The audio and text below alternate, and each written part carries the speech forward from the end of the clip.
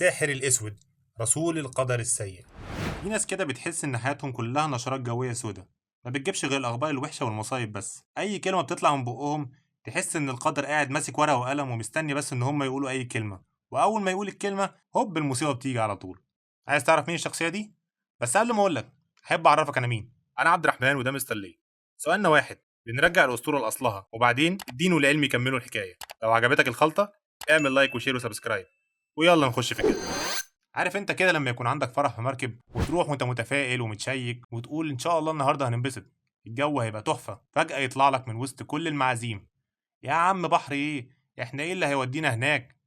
البحر هيبقى وحش وهتلاقي نفسنا اتسحبنا لحته ما فيهاش شبكه ولا حد عارف يوصل لنا. وهوب، هو ده اللي بيحصل فعلا. الملف السعد يا عبعال، وانت عليك لفظ يهد جبال. هو مش ساحر ولا حاجه، بس كل كلمه تطلع من بقه تحس ان الكون قاعد مستني الكلمه دي بالذات عشان خاطر ينفذ له اللي بيطلبه. عشان كده زمان قالوا السم في اللسان والمنطوق مكتوب. تصور ان سيدنا النبي صلى الله عليه وسلم اتكلم عن الناس دي واتكلم عن الطريقه اللي بيتعاملوا بيها.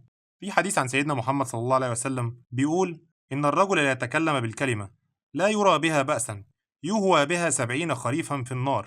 يعني الكلمه مش بتموت، الكلمه بتطلع للسما وبتتسجل والقدر بيتعامل معاها كأنها طلب رسمي.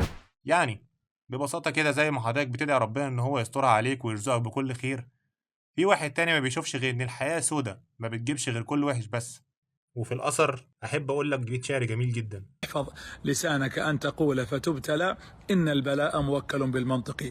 بس عارف، في نوع من الناس دي تشعر ان هو ما بيعملش كده عشان خاطر هو عايز يعمل كده، يعني من كتر ما عدى بمواقف وحشه بتحس ان دماغه متبرمجه ان هو يتوقع الوحش بس. او ممكن يكون عدوى نفسيه، اتربى في وسط ناس كلها مشاكل وكلها امراض نفسيه، بناء عليه اتزرع فيه الموضوع ده وطلع مش شايف اي حاجه حلوه في الدنيا.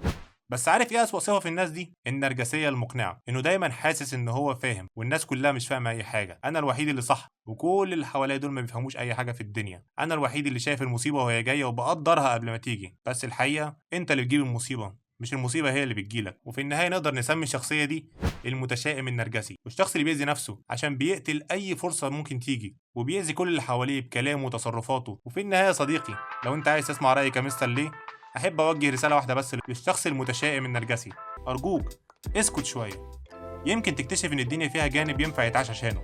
مفيش افضل من ان احنا نختم بكلام ربنا والحديث القدسي اللي بيقول: انا عند حسن ظن عبدي بي. وقبل ما تقفل الحلقه ما تنساش تدوس لايك وتقول لنا رايك في الكومنتات، ولو انت من كتيبه مستر ليه شير المحتوى، خلي غيرك يستفاد، لعل وعسى تنفع بيه بني ادم. ولو انت من اصحابنا الجداد ما تنساش تدوس سبسكرايب.